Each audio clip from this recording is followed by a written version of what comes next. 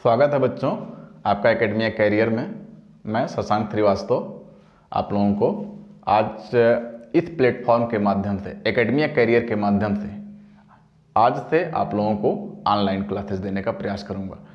और प्रयास ये रहेगा हमारा कि डेली हमारी कोई न एक वीडियो आपके पास पहुंचती रहे और वो एक रेगुलरली पहुंचेगी और एक सिलेबस के एक सिस्टमेटिक तरीके से पहुंचेगी। ऐसा नहीं है कि मैं आज कोई वीडियो प्रोवाइड कर दे रहा हूं आप लोगों को, कल दूसरे चैप्टर से प्रोवाइड कराऊंगा। एक स्टेप बाय स्टेप एक सिस्टमेटिक तरीके से, अगर आप यूपी बोर्ड से हैं तब भी आपको एक सिस्टमेटिक जानकारी मिलती रहेगी, सीबीएसई बोर्ड से रिलेटिव है उसकी भी जानकारी आपको मिलती रहेगी। बेसिकली मैं आप लोगों को एनसीईआरटी बेस्ड बना के बढ़ाऊंगा, लेकिन जानकारी आपको पूरे हर जितने भी राइटर यूपी बोर्ड के चलते हैं उन जितनी हमारी जानकारी में हैं उन सारे राइटरों से रिलेटिव जो कुछ वीडियो दिए हैं, जो कुछ वो जानकारी दिए हैं उससे मैं रिलेटिव आपको सारी जानकारियाँ देता रहूँगा। आज मेरा फर्स्ट वीडियो आप लोगों के लिए है। इसके बाद रेगुलरली आपको चैप्टर से रिलेटिव सीरियल वाइज वीडियो आपके पास पहुँचती रहेगी। अब इसके लिए आप हमारे चैनल को सब्सक्राइब करिएगा। सब्सक्राइब करने के बाद उसमें बेल आइकन को दबाइए जिससे हमारी नोटिफिकेशन आपको मिलती रहे। जो मैं वीडियो प्रोवाइड कराऊँ वो आपकी नोटिफिकेशन समय से मिल जाए। और अगर कोई दिक्कत या परेशानी हो तो उसमें दिए गए नीचे लिंक पर आप क्लिक कर सकते हैं और इसके बाद व्हाट्सअप नंबर से कांटेक्ट करके उसमें जो कुछ भी प्रॉब्लम आपको लगे, कुछ भी लगे, तो मैं अपना पर्सनल नंबर भी दे दूंगा आप लोगों को, जिससे अगर मुझसे पर्सनली कांटेक्ट करके अपने क्वेश्चन को पूछ सकते हैं, समझ सकते हैं। मैं आपको पूरा इस तरह से प्रयास करूंगा कि आप ऑफलाइन हमारे पास ना पहुंच पा रहे हो, मैं आपको इस माध्यम से, इस प्लेटफॉर्म के माध्यम से आपको अपनी बात, आपकी बात को सुचारू रूप से सुलझा के, समझा के आपको अच्छी तरीके से बताने का प्रयास करूंगा। तो ठीक है, चलिए मैं शुरू करता हूँ। क्लास 9th की जो सबसे इम्पोर्टेंट चीज़ है बच्चों को सीखने का, ये देखिए बेस होता है बताने का, तो इस तरह से स्टार्ट कीजिए जिससे आप लोगों को जो क्लास 8th में पढ़ के आए हुए हैं उन बच्चों को समझने में दिक्कत परेशानी ना हो, आसानी से उस बात को समझ जाएं। तो उसके लिए सबसे फर्स्ट चीज़ इंपॉर्टेंट होती है जो 9th में स्टार्ट है, और वो हमारा फर्स्ट एक्सरसाइज जिसको आप पॉलिनोमियल्स एंड देयर फैक्टर कहते हैं, या बहुपद और उसके गुणनखंड। हिंदी माध्यम के जो बच्चे हैं हम उनको इसी वीडियो के माध्यम से इंग्लिश और हिंदी दोनों में प्रोवाइड कराऊंगा, जिससे डबल बेनिफिट हो। डबल बेनिफिट का मतलब क्या हुआ, जो हिंदी मीडियम के बच्चे हैं वो हिंदी मीडियम की जानकारी के साथ साथ सीबीएसई बोर्ड अर्थात इंग्लिश मीडियम की भी जानकारी लेते रहें, और जो सीबीएसई बोर्ड से रिलेटिव हैं उनको हिंदी बोर्ड की जानकारी भी मिलती रहे, जिससे अपनी बात को हिंदी माध्यम में भी समझ सकें और सीबीएसई माध्यम में भी समझ सकें। तो मैं सबसे पहले आप लोगों को ये बताना चाहूँगा कि हम सबसे पहले आज ये जान लें कि पॉलिनोमियल होता क्या है, बहुपद है क्या। जो बहुपद की स्टार्टिंग जो है, बहुपद और उसके गुणनखंड समझने के लिए हमको सबसे पहले बहुपद को समझना पड़ेगा। तो पहले मैं बहुपद को समझाऊंगा आप लोगों को, इसके बाद उसका जो गुणनखंड होता है किस तरीके से होता है। गुणनखंड का मतलब है कि गुणा के रूप में किया गया खंड, खंड का मतलब टुकड़ा। ठीक है, चलिए पहले मैं आप लोगों को बहुपद बता देता हूं, बहुपद के बाद मैं फिर इसके बाद बताऊंगा कि उसका गुणनखंड क्या होता है। ठीक है ना, तो चलिए सबसे पहले आप देखेंगे बहुपद क्या है। तो बहुपद जानने के लिए पहले ये जानिए कि बहुपद के बारे में आपको समझाने के लिए मैं सबसे पहले ये बताना चाहूँगा, बहुपद की परिभाषा मैं आपको बता दे रहा हूँ। बहुपद एक ऐसा बीजीय व्यंजक होता है जो केवल एक चर से बना हुआ होता है और उस चर की घात धनात्मक होनी चाहिए, वह ऋणात्मक नहीं होनी चाहिए, वह रूट से बिलोंग नहीं करनी चाहिए, यानी करड़ी से संबंधित नहीं होनी चाहिए। तो कहने का मतलब देखिए, परिभाषा में आपको बताया मैं कि बहुपद एक ऐसा बीजीय व्यंजक होता है जो केवल एक चर से बना होता है और उस चर की घात धनात्मक होती है, वह करड़ी से रिलेटिव नहीं होती है, उसकी घातांक माइनस में नहीं होती है। ये इंपॉर्टेंट है। या इसी को अगर आप सीबीएसई पैटर्न में जानना चाहते हैं, इंग्लिश माध्यम में जानना चाहते हैं, इसकी डेफिनेशन को आप इंग्लिश वर्जन में कन्वर्ट करना चाहते हैं, तो इस तरीके से बता सकते हैं कि an algebraic expression which is involving only one variables and variables power are positive, not belongs with roots and not power are negative are called polynomials। अब इसको समझने के लिए इसमें छोटी छोटी 2-3 चीज़ें और आ गई, उसको भी जान लेंगे तो ज़्यादा बेटर रहेगा, क्योंकि उसको जानेंगे जब एक एक पॉइंट की जानकारी आपको मिलती रहेगी तो आप परिभाषा भी आपको अच्छी तरीके से समझ में आएगी और उसका पूरा एक एक पार्ट का मतलब भी समझ में आएगा। जैसे देखिए, हमने कहा कि स्टार्टिंग में आपको बताया कि बहुपद एक ऐसा बीजीय व्यंजक होता है, तो एक शब्द इसमें जुड़ा, यहाँ तक तो आप समझ गए होंगे कि बहुपद ऐसा बीजीय व्यंजक होता है। इसका मतलब क्या हुआ, हम आपको परिभाषा से रूबरू करवाने जा रहे हैं। अब जैसे ये समझिए कि बीजीय व्यंजक क्या होता है, तो बीजीय व्यंजक की परिभाषा पहले जान लेते हैं हम। बीजीय व्यंजक का मतलब होता है ऐसा व्यंजक जो चर, अचर और गणितीय संक्रियाओं के संयोग से बनता हो। यानी N expansion which involving variable, constant and mathematical induction. तो मैथमेटिकल इंडक्शन, वेरिएबल और कांस्टेंट, इन सबका जब कॉम्बिनेशन होता है, सब एक साथ जुड़ जाते हैं, घट जाते हैं, यार सबका एक सिस्टम तैयार कर लिया जाता है, तो क्या कहलाता है? बीजीय व्यंजक कहलाता है। ठीक, अब इसके बाद इसमें बीजीय व्यंजक भी कैसे बना हुआ है इसके बारे में भी जानिए। जब ये जानेंगे तब जब आपको बीजीय व्यंजक की जानकारी मिल जाएगी, बीजीय व्यंजक बना कैसे है, उसका सिस्टम पूरा क्या है, तो आपको ये बात समझ में आएगी। जैसे बीजीय व्यंजक क्या होता है? चर, अचर और गणितीय संक्रिया। तो हम पहले ये जान लें चर क्या हमारा है, अचर क्या है और गणितीय संक्रिया। मतलब चर का मतलब वेरिएबल, अचर का मतलब कांस्टेंट और गणितीय संक्रिया मतलब मैथमेटिकल इंडक्शन। तो चर क्या होता है? चर के बारे में पहले जानिए। चर ऐसी राशियां जो परिवर्तनशील होती हैं, उन्हें हम चर कहते हैं, या कह सकते हैं वेरिएबल क्या होता है? An value which always change, ऐसे मान जो हम परिवर्तनशील होते हैं, जिनको हम परिवर्तित कर सकते हैं। जैसे आपने लिखा x + y = 10, तो कोई अपनी आवश्यकता अनुसार x + y = 20 भी कह सकता है, x + y = 30 भी कह सकता है, अपनी आवश्यकता अनुसार x और y की वैल्यू को चेंज भी कर सकता है। यानी ये सब क्या है? ये सब मान परिवर्तनशील हैं, इनके मान को बदल सकता है, अपनी आवश्यकता अनुसार आदमी चेंज कर सकता है। और इसके बाद जैसे कांस्टेंट क्या है, इसको समझना बहुत आसान है। जितनी गिनतियां हैं सब के सब कांस्टेंट है। जैसे आपने लिख दिया, आपने यहाँ पे लिखा कि 2 + 2 = 4, तो दुनिया में कोई भी पढ़ा लिखा आदमी इसको 5 नहीं कह सकता। कहने तो लोग कुछ भी कह सकते हैं भाई, जो आदमी नहीं जानकारी उस चीज़ से संबंधित वो कुछ भी आपको बता सकता है। लेकिन बेसिकली अगर आप गणित से रिलेटिव हैं और सारी बातों को समझते हैं, संख्याओं के बारे में आपको जानकारियां हैं, तो जान लीजिए आप अगर 2 में 2 को जोड़ते हैं तो आपको क्या मिलेगा? 4 ही मिलेगा, 5 कोई भी कह नहीं सकता। तो ये क्या है? ये अचर हैं, ये चल फिर नहीं सकते, इनके मान में परिवर्तनशील नहीं हो सकते। कहने मतलब an value is never change और कॉल्ड कांस्टेंट। अब वेरिएबल हो गया, कांस्टेंट हो गया। उम्मीद करते हैं आपको वेरिएबल की बात समझ में आ गई होगी, कांस्टेंट की बात समझ में आ गई होगी। अगर ना आई हो, चलिए मैं एक बार फिर से रिपीट करवा दे रहा हूं कि वेरिएबल क्या होता है? An value which always change, ऐसे मान जो हमेशा परिवर्तनशील होते हैं। वो आपकी इच्छा अनुसार क्वेश्चन की सिचुएशन के अकॉर्डिंग या जिस तरह की जिसमें भी जो सिचुएशन है उसी अकॉर्डिंग आप उसको चेंज कर सकते हैं। लेकिन कांस्टेंट वो कभी चेंज नहीं होता। अब तीसरी चीज आ गई mathematical induction. Mathematical induction Hindi में बोलेंगे गणितीय संक्रियाएं। गणितीय संक्रियाएं क्या होती हैं? जैसे प्लस हुआ, इससे आप परिचित हैं, माइनस उससे भी परिचित हैं। प्लस का मतलब जोड़, माइनस का मतलब घटाव, और गुणा और भाग। तो जोड़, घटाव, गुणा, भाग यानी प्लस माइनस, प्रोडक्ट या मल्टीप्लाई एंड डिवाइड। तो प्लस, माइनस, मल्टीप्लाई और डिवाइड ये सब क्या है? ये हमारे जान लीजिए औजार हैं, मैथ के औजार हैं। बिना इनके आप कुछ नहीं कर सकते। सारा सिकंजा इन्हीं का व्यवस्था बनाया हुआ है, इसके बारे में जान ही रहे होंगे। तो जैसे देखिए, तो प्लस, माइनस, गुणा, भाग, जोड़, घटाव, गुणा, भाग, इन सब का जो कॉम्बिनेशन होता है, ये सब क्या है? मैथमेटिकल इंडक्शन है। तो इस तरीके से क्या हुआ? वेरिएबल, कांस्टेंट और मैथमेटिकल इंडक्शन का जो कॉम्बिनेशन तैयार होता है वो हमारा कहलाता है बीजीय व्यंजक। अब ये बात समझ में आ गई होगी। तो अब आपको बहुपद की परिभाषा, पॉलिनोमियल की परिभाषा समझने में ज़्यादा दिक्कत नहीं होगी। जैसे बहुपद, हम अब बहुपद की परिभाषा आपको बताएं, अब बात समझ में आएगी। बहुपद एक ऐसा बीजीय व्यंजक होता है जो चर, अचर और गणितीय संक्रियाओं के संयोग से बनता है, उसे हम क्या कहते हैं? बहुपद कहते हैं। समझ में आया? अगर ना समझ में आए एक बार फिर से रिपीट कर दे रहा हूं मैं। बहुपद एक ऐसा बीजीय व्यंजक होता है जो चर, अचर और गणितीय संक्रियाओं के संयोग से बनता है, उसे हम बहुपद कहते हैं। या an algebra expression which is involving only one variables and variables power are positive, not belongs with roots, not belongs with power negative और कॉल्ड पॉलिनोमियल्स। बात समझ में आ गई होगी। अब चलिए हम इसी चीज को उदाहरण के माध्यम से समझते हैं, कुछ सवाल के माध्यम से समझते हैं। जैसे हाँ, तो चलिए हम इसको एक उदाहरण के माध्यम से समझते हैं। अब उदाहरण देखिए, जैसे मैं एक उदाहरण के माध्यम से आपको बताने जा रहा हूं। सवाल लिखे 4x³ माइनस 8x + 7। अब ये बहुपद है कि नहीं है, इसके बारे में कंफर्मेशन करते हैं कि ये वास्तविकता में बहुपद है कि नहीं है। तो इसको जानने के लिए सबसे पहला काम क्या होगा? जो हमारी परिभाषा, जो अभी आपको हम बताए, उन सारी परिभाषा की क्वालिटियों को इसमें इन्वॉल्व कीजिए। इन्वॉल्व करने के बाद अगर आपको ये वेरीफाई हुआ, मतलब ये बात क्लियर हुई कि हाँ हमने जो इसमें लिखा है हमारी परिभाषा को ये संतुष्ट कर रहा है, वेरीफाई कर रहा है, तो जान लीजिए पॉलिनोमियल्स है। पहली चीज क्या होता है कि ऐसा बीजीय व्यंजक, तो चेक करके देखिए क्या ये बीजीय व्यंजक है?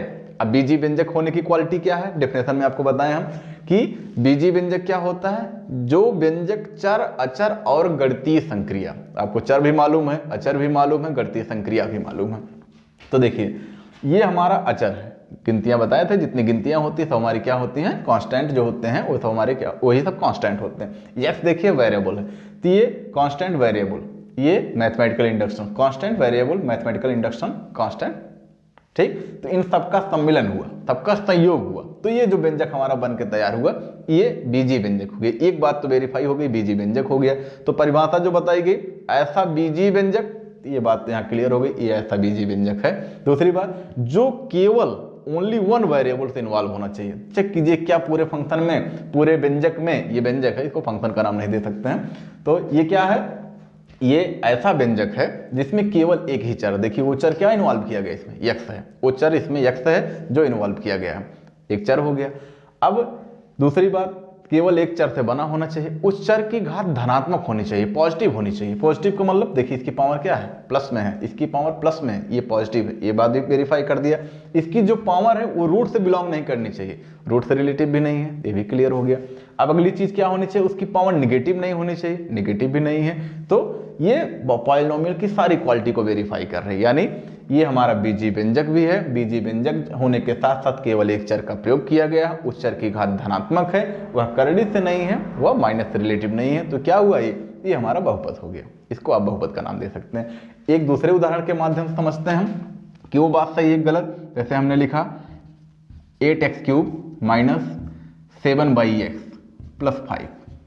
अब जैसे देखिए क्या ये बहुपद है, अब इसकी जानकारी के लिए पहली बात देखने तो क्लियर हो गया, बात समझ गए होंगे कि ये हमारा बीजी व्यंजक है, ये भी क्लियर हो गया। बीजी व्यंजक के साथ साथ यह इसमें एक ही चर इन्वॉल्व किया गया, ये भी बात सही हुई, यहाँ तक तो भी क्लियर हो गया कि ये पॉलिनोमियल है। लेकिन उसके आगे जो उसकी डेफिनेशन होती है उसमें क्या होता है कि उकारक, उसकी जो पावर होनी चाहिए वह निगेटिव नहीं होनी चाहिए। ये देखिए ये जो लिखा हुआ इसको आप ऊपर ले जाएंगे, सिंप्लीफाई करते समय x³ - 7x⁻⁻1 + 5 लिख दिए, तो क्या हुआ, इट्स आर नॉट पॉलिनोमियल, ये बहुपद नहीं है। तो जैसे आप डेफिनेशन पढ़ रहे होंगे, रेशनल नंबर की जानते हैं, उसी से इसको अकॉर्डिंग इसको समझिए। जैसे रेशनल नंबर में क्या होता है, एक भी क्वालिटी अगर चेंज हुई तो जान लीजिए कोई नंबर रेशनल नंबर नहीं हो सकता। जैसे उसकी बेसिकली परिभाषा हम, चलिए इसमें चैप्टर से रिलेटेड तो नहीं है लेकिन जानकारी के लिए हम बता दे रहे हैं।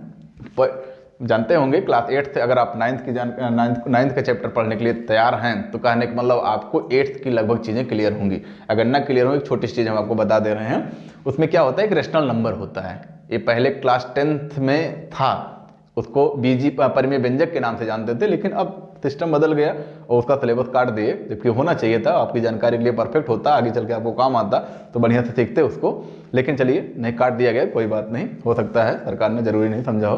तो हम चलिए समझते हैं।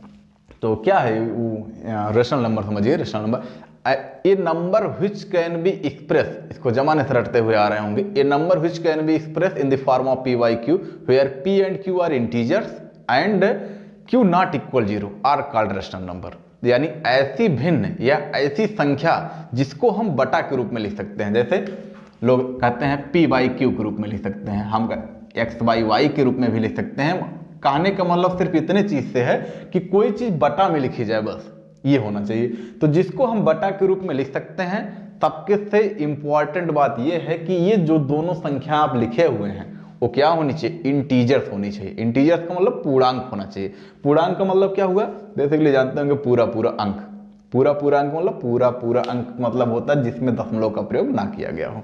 अब ये हो गया, दोनों पूर्णांक होने चाहिए और नीचे का मान q नॉट इक्वल 0, ये नीचे का मान 0 नहीं होना चाहिए, तभी जाके रेशनल नंबर बनता है। इनमें से एक भी क्वालिटी अगर कम है तो वह नंबर कभी भी रेशनल नंबर नहीं हो सकता।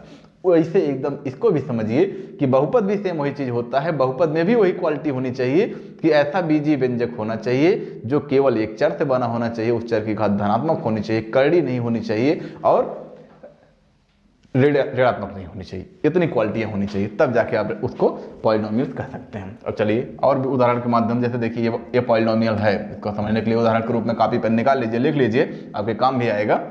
तो ये क्या हुआ, पॉलिनोमियल है, ये पॉलिनोमियल नहीं है, ये उसी का एग्जाम्पल है, समझने के लिए अपने हिसाब से लिख लीजिएगा।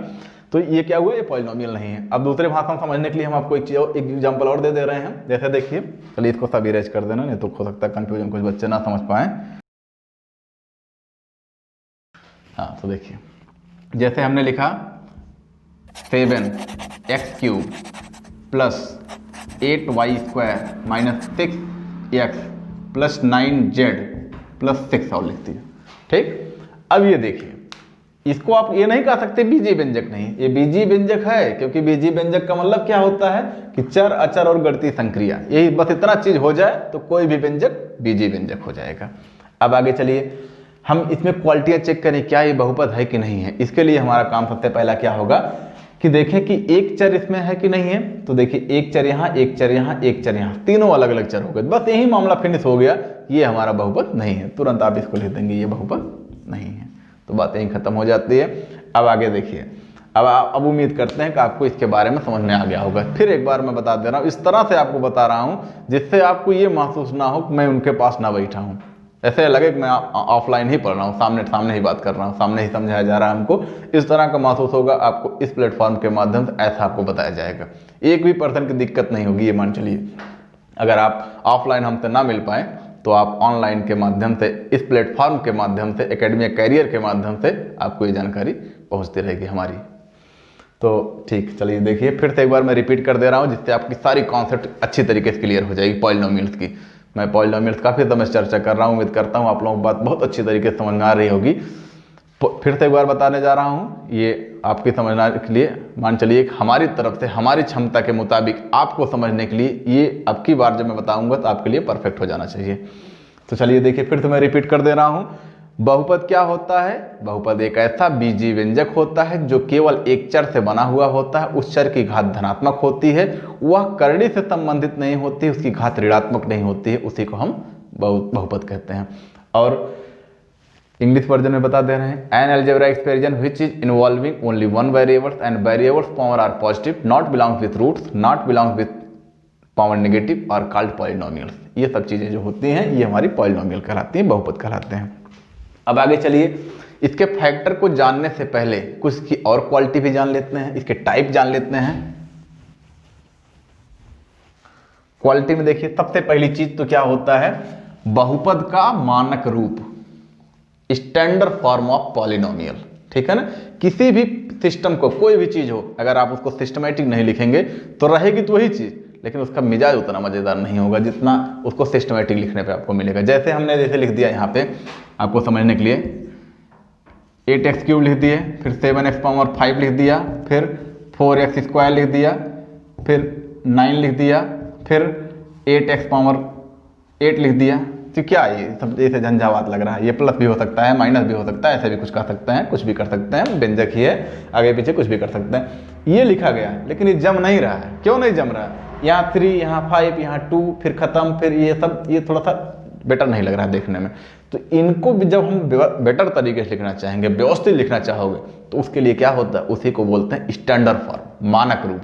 तो किसी चीज़ को मानक रूप में लिखना ही उसका ज़्यादा बेटर लगता है, तो हम इस चीज़ को मानक रूप में लिखने का प्रयास करेंगे। अब मानक रूप में लिखने का मतलब जानने से पहले हम इसकी आपको डेफिनेशन के कारण आपको ये बात समझा दे रहे हैं। मानक रूप क्या होता है, देखिए इसको समझिए, ये भी बहुत जरूरी चीज़ है कि किसी दिए गए बहुपद में दिए गए चर की घात को आरोही अथवा अवरोही क्रम में लिखने की जो पद्धति होती, जो तरीका होता है, उस तरीके से व्यवस्थित करने पर जो हमारा सिस्टम तैयार होता है, वही हमारा कहलाता है बहुपद का मानक रूप। कहने का मतलब, an polynomial given variables the powers are describe या रिपीटेड इन असेंडिंग ऑर्डर और डिसेंडिंग ऑर्डर। किसी दिए गए बहुपद में दिए गए चर, उसी का चर होना चाहिए ना, उसका जो चर हो, ठीक है ना, उसकी जो चर लिखी गई है उसी की चर की घातांक को देखिए, उसके बगल के डिजिट को मत देखिए, उसे कांस्टेंट से मतलब नहीं है। वो 1000 लिखा हो, बगल वाला 1 लाख दिया गया, उसकी पावर से आप मतलब रखें, क्योंकि जैसे 2 लिखा हो, 2 में आप 10 से गुणा करेंगे तो उत्तर आपको मिलेगा 20, लेकिन 2 की पावर अगर आप 10 कर देंगे तो आपको मिल जाएगा 4096। तो पावर की वैल्यू होती है, पावर से मतलब होता है किसी के ऊपर कितना आप पावर लगा देंगे उसकी वैल्यू उतनी टाइम बढ़ जाएगी, उतना गुना बन जाएगा। जैसे 2 की पावर 3 लगा दिए, इसका मतलब 2 3 6 नहीं हुआ, 2 की पावर 3 का मतलब 2 का 3 बार गुणा, 2 2 जा 4, 4 2 जा 8 हो जाएगा। तो मतलब 2 का 3 बार गुणा मारोगे तो 8 आपको मिल जाएगा। लेकिन अगर 2 में 3 से गुणा करते तो आपको 6 मिलता। तो इससे क्या वेरीफाई हुआ, किसी का गुणा करने से उसकी वैल्यू नहीं बढ़ती, उसका उतना गुना कर दिया जाए तो उसकी वैल्यू उतनी टाइम बढ़ जाएगी। तो ये चीज़ आपको समझना है। तो स्टैंडर्ड फॉर्म में क्या समझेंगे, बहुपद का मानक रूप क्या होता है। बहुपद का मानक रूप का मतलब उसमें दिए गए चर की घात को बढ़ते क्रम में या घटते क्रम में लिखने की प्रक्रिया जो होती है उसी को स्टैंडर्ड फॉर्म ऑफ पॉलिनोमियल कहते हैं, बहुपद का मानक रूप कहते हैं। जैसे हम यहाँ पे कोई एक एग्जाम्पल ले लेते हैं, जैसे हमने लिखा 4x cube 4x cube plus 7x square plus 9x power 10 plus 1100x लिख दिए। अब चलिए, ये हमारा स्टैंडर्ड टर्म में नहीं लिखा हुआ, लेकिन देखिए यहाँ पे 4 है, यहाँ पे 7 है, यहाँ पे 9 है, यहाँ पे 100 है। ये देखिए 100 से इसमें गुणा है, लेकिन इसकी पावर 1 है, इसकी पोजीशन उतना ज़्यादा नहीं होगी। यहाँ देखिए जबकि 9 है, 9 जो है 100 से काफ़ी छोटा है, लेकिन उसके बगल x की पावर 10 लगी हुई है। तो कहने का मतलब ये जो हमारा पार्ट है ये इससे कितना बड़ा है वो तो वक्त ही बताता है, जब x की वैल्यू रखी जाती है तब पता लगता है क्या होता है। अगर आप x की वैल्यू अभी उठा के इसमें रख देते हैं, 2 रख दीजिए, 1 रखेंगे तो भाई कोई इफेक्ट नहीं पड़ेगा, लेकिन वो तो चर है ना, वो तो इच्छा अनुसार परिवर्तनशील है, आपकी आवश्यकता अनुसार बदलता रहता है, जैसे आपकी सवाल की सिचुएशन बनेगी। तो यहाँ अगर हम x की वैल्यू को अगर 1 के बजाय कुछ भी रख देंगे, 2 रख दीजिए, अभी देखिए सारा भाव बदल जाएगा। यहाँ 2 ही मारेंगे 200 निकलेगा, यहाँ अगर 2 की पावर 10 कर दिए 4096, 4096 में 9 से गुणा करिए, ऑटोमेटिकली आपको दिख जाएगा ये पोजीशन, ये पार्ट हमारा जो है वो बड़ा है। तो इसको क्या करेंगे हम स्टैंडर्ड फॉर्म में लिखेंगे। स्टैंडर्ड फॉर्म में लिखने का मतलब अब x की जो पावरें इसमें लगी हुई हैं उनको आप डिसेंडिंग ऑर्डर में लिखिए या असेंडिंग ऑर्डर में। चलिए हम थोड़ी देर के लिए इसको असेंडिंग ऑर्डर में लिख रहे हैं। असेंडिंग का मतलब आरोही क्रम, आरोही क्रम का मतलब बढ़ते हुए क्रम, उनकी घात को छोटे से लेके बड़े तक चलेंगे। सिर्फ उनकी पावर को देखिए, उनके बगल के कांस्टेंट से आपका मतलब नहीं होना चाहिए, वो चाहे छोटा हो चाहे बड़ा हो, उससे कोई मतलब नहीं। चलिए हम पहला लिखते हैं 100x लिख दिए क्योंकि सबसे छोटी पावर 1 हो गई। उसके बाद वाली 7x पावर 2, उससे बड़ी 4x क्यूब, उससे बड़ी 9x की पावर 10। अब ये देखिए 1 2 3 10, इसकी पावर क्या हुई, बढ़ते हुए चल रही। या फिर इसको घुमा के ऐसा भी कर सकते हैं, ये देखिए आरोही क्रम, आरोही क्रम से लिखा हुआ है, ये अवरोही क्रम से लिखा हुआ मान है, ठीक है ना। अब इसको चाहे अब इसी का सीधा उसको पकड़ इसे घुमा लीजिए, इसे 9x power 10 4x cube minus 7x square plus 100x, ये जो सिस्टम तैयार हुआ। असेंडिंग लिखिए या डिसेंडिंग लिखिए, इससे मतलब नहीं है, बस एक सिस्टम से होना चाहिए, एक सिस्टमैटिक होना चाहिए। इसी को बोलते हैं स्टैंडर्ड फॉर्म ऑफ पॉलिनोमियल, बहुपद का मानक रूप। अब उम्मीद करते हैं आपको ये बात समझ में आ गई होगी, बहुपद का मानक रूप क्या होता है। ये बात आपको समझ में आ गई होगी, इसके स्टैंडर्ड फॉर्म कैसे लिखे जाते हैं, किसी भी बहुपद का मानक रूप कैसे होता है, उनकी घातों को घटते हुए क्रम में लिखना या उनकी घातों को बढ़ते हुए क्रम में लिखना। बात समझ में आ गई। अगर ना आई हो तो मैं लास्ट बार अपने तरीके से इस तरीके से बताने का आप सोच रहा हूं कि जो मैं बताया हूं अब की बार आप लोग हमारी बात को अच्छी तरीके से समझ जाएंगे। जैसे देखिए कि बहुपद का मानक रूप क्या होता है, स्टैंडर्ड फॉर्म ऑफ पॉलिनोमियल। किसी कोई भी पॉलिनोमियल आपको दिया, उस पॉलिनोमियल में जो वेरिएबल दी गई उसकी पावर को असेंडिंग ऑर्डर में या डिसेंडिंग ऑर्डर में लिखने की जो प्रक्रिया होती है वही स्टैंडर्ड फॉर्म ऑफ पॉलिनोमियल होता है या बहुपद का मानक रूप होता है। बहुपद का मानक रूप क्या है, बहुपद का मानक रूप दिए गए बहुपद में दिए गए चर की घात को घटते या बढ़ते क्रम में लिखने की जो प्रक्रिया होती है उसे हम कहते हैं बहुपद का मानक रूप। ये देखिए हमने उदाहरण के माध्यम से समझा दिया, या अपने आप बुक खोलिए, उसमें बहुत सारे क्वेश्चन लिखे हुए हैं, बहुत सारे एग्जाम्पल दिए गए हैं, उसमें उठा के देखेंगे। कोई भी क्वेश्चन आप देखेंगे तो उसमें आपको ऐसा मिलेगा, कोई भी क्वेश्चन ऐसा पॉलिनोमियल का नहीं होगा जिसमें ये उल्टा पलटा लिखा है, क्योंकि किताब वाला जानकार है, कोई लेखक है ना, वो गलत चीज़ तो लिखेगा नहीं, वो आपको समझाने के लिए लिखेगा जिससे आपको बात अच्छी तरीके से समझ में आए। वो भी एक तरीके का शिक्षक ही है, वो आपके पास नहीं पहुंच पा रहा, ना वो ऑनलाइन माध्यम से पहुंच पा रहा, ना ऑफलाइन के माध्यम से पहुंच रहा है, वो अपने लिखित माध्यम से आपके पास पहुंचने का प्रयास कर रहा है, उस भाषा में आपको समझा रहा है। बस समझिए ध्यान से। अब आगे चलिए, अगर इतनी चीज़ें समझ गए हो, बहुपद क्या है, बहुपद का मानक रूप समझ गए होंगे, तो अब आपको बहुपद के गुणनखंड करने की प्रक्रिया हम शुरुआत करवाते हैं। अब जान लीजिए आप झंझावात में फंसने जा रहे हैं, अगर ढंग से नहीं समझेंगे तो बात समझ में नहीं है, क्योंकि गुणनखंड ये चीज़ आप लोग क्लास 8 से ही पढ़ते हुए आ रहे हैं। क्लास 8 में भी आपको गुणनखंड के बारे में बताया गया था, क्लास 9th के बारे में बताया जाएगा, लेकिन इसमें अब आपको फाइनली और विस्तार रूप से बता दिया जाएगा। इसके बाद आपसे सिर्फ काम लिया जाएगा, इस पर वर्क नहीं करवाया जाएगा। जितना मैं आपको बताया हूँ इसमें से आपको समझने में कहीं कोई भी त्रुटि अगर हो तो आप नीचे दिए गए लिंक पे आप हमसे कांटेक्ट कर सकते हैं, व्हाट्सएप के माध्यम से कांटेक्ट कर सकते हैं। अगर हमारी बातें आपको अच्छी लगी हों, समझ में आई हों, तो इस वीडियो को लाइक कीजिए, सब्सक्राइब कीजिए और बेल आइकन को दबाइए। इससे आपको क्या होगा, मेरे द्वारा दी गई सारी वीडियो आपको समय समय पे नोटिफिकेशन आपको देती रहेगी, जानकारी मिलती रहेगी। ठीक है, धन्यवाद। अगले वीडियो में इन सारे प्रश्नों को, इन सारे फार्मूलों से रिलेटिव प्रश्नों को मैं आपको समझाऊंगा। हमारे साथ बने रहिए लगातार।